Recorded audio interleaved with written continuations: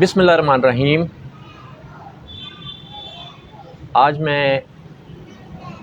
Matric کے جو طالب علم ہیں 9th-10th کے، ان سے بھی مخاطب ہوں اور دیگر کلاسز کے طالب علموں سے بھی مخاطب ہوں،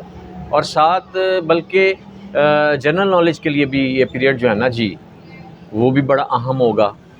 تو آج جو پیریڈ ہے وہ ہے جس کے بارے میں بات چیت کروں گا، اور یہ پھر پروگراموں کا ایک سلسلہ ہوگا۔ اور یہ جو آج میں جو ہے نا جی یہ آپ کو ایک آگاہی دے رہا ہوں، اور ایک یہ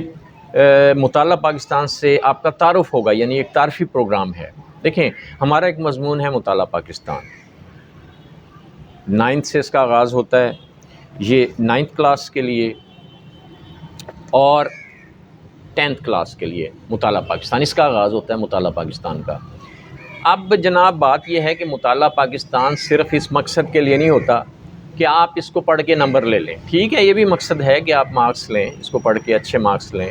لیکن صرف یہ مقصد نہیں ہوتا مطالعہ پاکستان کا۔ یا کچھ اسٹوڈنٹس اس کو بڑا بور اور بڑا غیر اہم مضمون سمجھتے ہیں، آخر میں جناب گیس پیپر لیے اور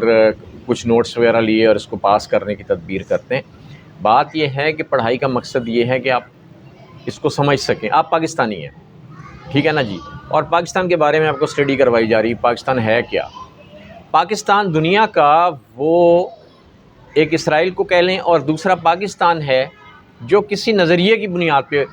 مارز وجود میں آیا، نظریہ پاکستان، جو ایک سلسلہ چلتا رہا، اور آخر علامہ اقبال نے اس کو اہم طریقے سے جو ہے نا جی وہ پیش کیا، اور پھر 1947 میں پاکستان اسی نظریے کی بنیاد پر مارز وجود میں آ گیا۔